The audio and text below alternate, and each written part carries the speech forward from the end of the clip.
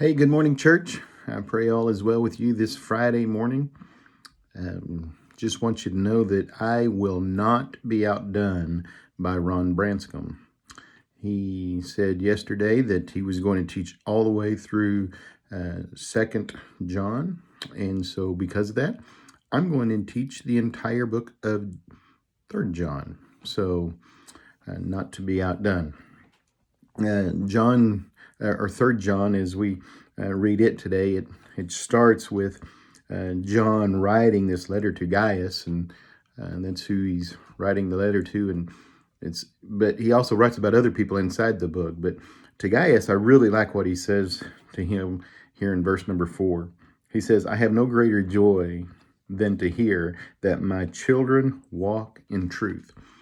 And I will tell you, as a dad, I completely understand that statement. Now, it wasn't that Gaius was truly John's biological son, it was his spiritual son.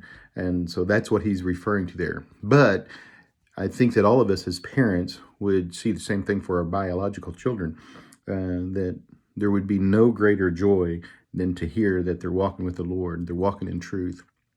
And so I would use this time to stop and pray for your children or your grandchildren today.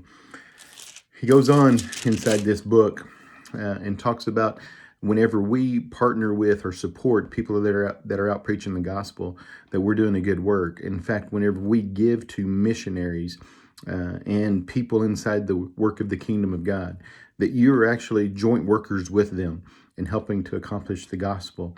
And so if you've got people that you're giving to that are out preaching the gospel, know that in God's eyes, you're right along beside them, and that you are helping those workers, and that is needed.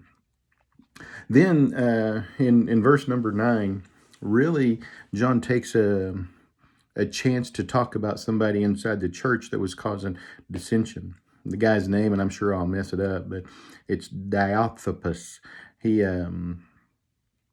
this person wanted really to be a ruler or a dictator inside the church, and wanted things done his way, and only his way, and would not even receive John. And John was going to address that, but wanted it known.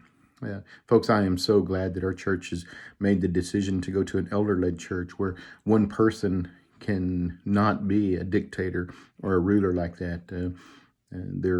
There are many churches that are ran that way, and I just believe that that's not the way that God had it intended. And so I'm very thankful to our church for the way that we have moved into an elder-led church opposed to a pastor-led church. But I really want to hone in here at the very end in verse number 11. Verse number 11, it says, "Beloved, do not imitate what is evil, but what is good. He who does good is of God, but he who does evil has not seen God." So, folks, there's a way that we are to imitate. We're to imitate Christ. Paul said, imitate him as he imitates Christ. Folks, we should be the ones that are out there doing good for the kingdom of God. And if we do evil, then we don't even know God. We've never even seen God. So anyway, I pray that you enjoy the book of 3rd John, and look forward to seeing everyone Sunday morning. May God bless.